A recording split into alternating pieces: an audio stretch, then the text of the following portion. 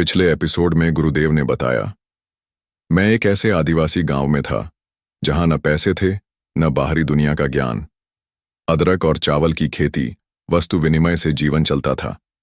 सब संतुष्ट थे। नाच, गाना, बुनाई और मिट्टी की 100 साल पुरानी झोंपड़ी उनकी दुनिया थी। गुरुदेव गांव से अलग ध्यानमग्न रहते। उन्होंने मुझे एक नई साधना यात्रा पर भेजा, एक मुनि के आश्रम तक, जो 8-10 दिन की कठिन यात्रा पर था। विदा लेते हुए उन्होंने कहा, अब मैं तेरे माध्यम से जीवित रहूंगा। इस साधना की ज्योति को तू बुझने मत देना। राजा की रानी ने मुझे एक शाल दी, सम्मान और सुरक्षा का प्रतीक। जब मैंने गुरुदेव के चरण छूने चाहे, वे बोले, अरे पगले, तू मेरे क्या पैर पड़ता है? तेरे पैर के नाखून के बराबर भी मेरी औकात नहीं। उस पल मेरे भीतर प्रश्न उठा, मैं कौन हूं? अब आगे।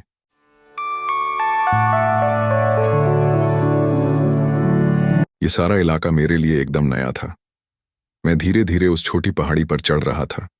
शाम तक चढ़ता रहा। फिर सूर्यास्त का समय हो चला और एक बड़े झाड़ के पास विश्राम किया। थोड़ी आग जलाई और उसके पास ही लेट गया। खाने के लिए एक फल खा लिया और इतना थक गया था कि लेटते ही नींद आ गई। चिड़ियों के चहचहाने से मेरी नींद खुली। चिड़ियाओं कहीं विशिष्ट स्थान पर जाने के लिए एकत्र हो रही थीं। मेरे पास का अंतिम फल भी समाप्त हो गया था। फिर मैंने आसपास जंगल में तलाश किया। कुछ केले के झाड़ दिखे, लेकिन वे ऐसी जगह थे कि वहां पर पहुंचा नहीं जा सकता था और उन तक पहुंचने में काफी परिश्रम, समय लग सकता था। मैंने यह देखकर अपना इरादा बदल लिया और आगे बढ़ गया। आज रात के पहले उस पहाड़ी पर पहुंचने का लक्ष्य रखा था। मैं चलता बैठता चलता ऐसे कर रहा था। इतने दिनों से जंगल में रहते रहते अब जंगल की आदत हो गई थी। पता नहीं क्यों एकदम निर्विचार स्थिति हो गई थी। बस यंत्रवत चल रहा था। ज्यादा चढ़ाई चढ़ता था तो आराम करता था। बस चल रहा था। बड़ी विचित्र स्थिति थी। कहाँ जाना है वह स्थान भी निश्चित था, पर अज्ञात था। ऐसे अज्ञात स्थान की ओर मैं जा रहा था और अभी मैं मुझे ही जानने का प्रयत्न कर रहा था। अपने आप को जानने का प्रयत्न कर रहा था। विदाई के समय के शब्द अभी भी मेरे कान में गूंज रहे थे। गुरुदेव को मेरे बारे में सब कुछ पता था, तो फिर इतने दिन बताया क्यों नहीं? और वे जो कह रहे हैं, इसका अर्थ क्या है? क्या वास्तव में मेरे भीतर कोई अज्ञात शक्तियां हैं जिनका ज्ञान उन्हें है और मुझे नहीं? लेकिन वे शक्तियां प्राप्त करने के लिए मैंने तो साधना की नहीं और कभी कोई शक्तियां मिले ऐसा प्रयत्न भी नहीं किया। तो ये शक्तियां आईं कैसे और आईं क्यों? और इन शक्तियों का आने का क्या उद्देश्य है? और उन शक्तियों ने मुझे ही माध्यम के रूप में क्यों चुना? क्यों का कोई जवाब नहीं मिल रहा था। और ये सब विचार करते करते मैं कब पहाड़ी पर चढ़ गया, पता ही नहीं चला। फिर रात में 2 बड़े पत्थरों के बीच में अपना स्थान बनाया और वहीं पर सो गया। सुबह बरसात से मेरी नींद खुली। एक बड़ा सा बादल आकर पहाड़ से टकराया और बादल के कारण मैं पूरा गीला हो गया था। सूर्योदय हो गया था, पर मैं बादल में ही था, इसीलिए स्पष्ट नहीं दिख रहा था। मैंने इंतजार करना उचित समझा, लेकिन एक के बाद एक बादल पहाड़ की ओर खींचे चले आ रहे थे और मुझे गीला कर रहे थे। और सामने का जब कुछ दिख ही नहीं रहा था तो जाऊं तो कहां? मैंने बादलों से भीगने का खूब आनंद लिया। करीब 2-3 घंटों तक मैं ऐसे ही भीगता रहा। फिर कुछ दिखना प्रारंभ हुआ। फिर नीचे उतरना प्रारंभ किया। पीछे के पहाड़ की ओर देखा तो बस्ती तो स्पष्ट नहीं दिख रही थी, पर कुछ घरों से निकलने वाला धुआं दिख रहा था, क्योंकि इतने घने जंगल थे कि बस्ती तो उन जंगलों में ही छिप गई थी। वह बस्ती जो मैं छोड़कर आया था, जहां पर मैं गुरुदेव के साथ रहा था। सब बस्तियां आंखों से ओझल हो गई थीं, बस रह गया था धुआं। वही घरों से निकलने वाला धुआं ही दिख रहा था। मानो वह दृश्य कह रहा था, जिस प्रकार से बस्तियां ओडाल हो गईं, रह गया धुआं, वैसे ही एक दिन यह शरीर भी समाप्त हो जाएगा और रह जाएगा कर्म, जो कर्म करके जाएंगे और उन कर्मों के निशान बाकी रह जाएंगे। और मैं सोच रहा था, बादल मनुष्य को नहलाए, यह मनुष्य की औकात नहीं है। अन्यथा मनुष्य तो बरसात की एक एक बूंद के लिए तरसता है, और यहां है कि बादल नहला रहे हैं। वास्तव में आज बादल नहीं नहलाते तो स्नान यहां आज कर ही नहीं सकता था। मनुष्य को बादल नहलाए, यह औकात मनुष्य की नहीं है। यह औकात है ऊंचाई की। ऊंचाई के कारण ही मनुष्य इतना ऊपर पहुंचा कि बादल उसे नहलाए, और मनुष्य को ऊंचाई प्रदान की इस पहाड़ ने। अगर पहाड़ ही नहीं होता तो मैं इतना ऊपर कैसे चढ़ सकता था? पता नहीं क्यों मुझे लगा कि पहाड़ गुरुदेव का स्वरूप है, जिसके सहारे मैंने आध्यात्मिकता का शिखर प्राप्त किया है, और इतना ऊंचा शिखर प्राप्त किया कि परमात्मा की चैतन्य रूपी कृपा बादलों के रूप में मुझ पर बरसी है। इन सब में पहाड़ की भूमिका ठीक गुरुदेव जैसी ही थी। मैंने मन ही मन पहाड़ को ही गुरुदेव मानकर नमस्कार किया, और मानो मैंने गुरुदेव को नमस्कार किया ऐसा समाधान मुझे मिला। फिर वही शब्द मेरे कानों में गूंजे, अरे पगले, तू मुझे क्या नमस्कार कर रहा है? तेरे पैर के नाखून के बराबर भी मेरी औकात नहीं है। फिर जो मन का तालाब शांत हुआ था, वह फिर अस्थिर हो गया कि उन्होंने ऐसा क्यों कहा। उनके ये शब्द मेरे में कहीं भीतर तक हलचल पैदा कर रहे थे।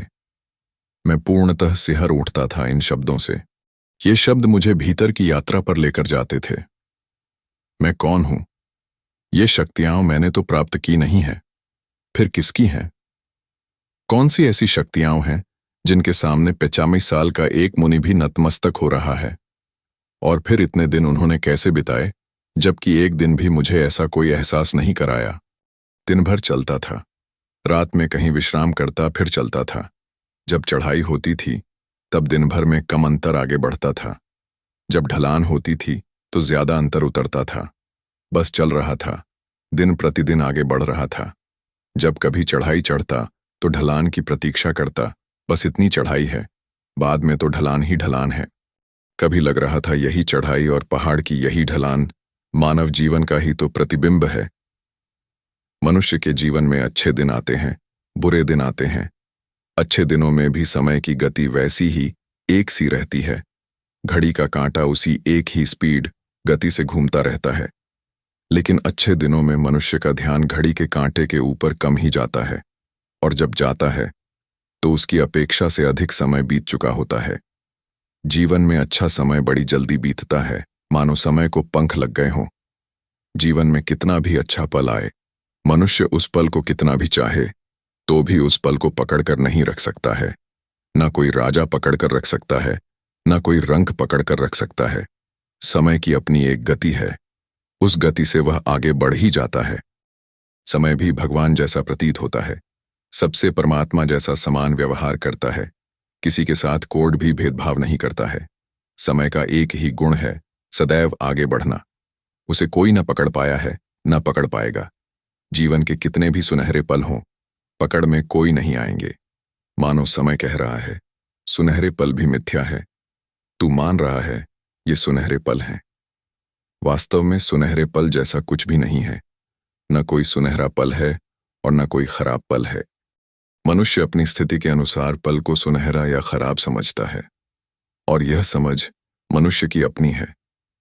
प्रत्येक पल अपने आप में केवल एक निश्चित पल है, न तो वह सुनहरा है और न बुरा है। पल बस पल है। जब मनुष्य के जीवन में खराब समय चलता है तो मानो एक पल 1 घंटा और 1 घंटा 1 दिन लगने लगता है, और अपने खराब पलों में मनुष्य का चित्त बार बार घड़ी पर जाते रहता है, और मनुष्य सोचते रहता है, यह समय जल्दी बीतता क्यों नहीं है। कभी कभी तो मनुष्य को इतना गुस्सा आता है घड़ी पर कि लगता है मैं ही कांटे पर लटक जाता हूं और समय को आगे बढ़ा देता हूं। समय जैसे थम गया है, आगे ही नहीं बढ़ रहा है। खराब समय बिताना बड़ा भारी होता है, लेकिन मनुष्य का यह खराब समय भी कभी रहता नहीं है, वह भी चला जाता है। यानी मनुष्य के हाथ में कुछ नहीं है, न तो सुनहरे पल को कैद कर सकता है और न ही खराब पल को आगे ढकेल सकता है। वह दोनों भी नहीं कर सकता है। बस प्रत्येक पल की परिभाषा मनुष्य स्वयं निर्धारित करता है। वह निर्धारित करता है यह अच्छा पल है, वही निर्धारित करता है यह खराब पल है। यानी पल स्वयं में कोई सुनहरा या खराब नहीं होता, यह मनुष्य के मानने पर है कि वह अपने जीवन के पल को कैसे जिए। अगर वह शरीर के स्तर पर जिएगा तो पल अच्छे भी लग सकते हैं और बुरे भी लग सकते हैं। जो पल को अच्छा समझेगा वह पल को बुरा भी समझ सकता है। मनुष्य के जीवन में प्रायः अच्छे पल कम ही आते हैं, बुरे पल ज्यादा आते हैं। यानी शारीरिक स्तर पर पल को भोगने में नुकसान ही नुकसान है।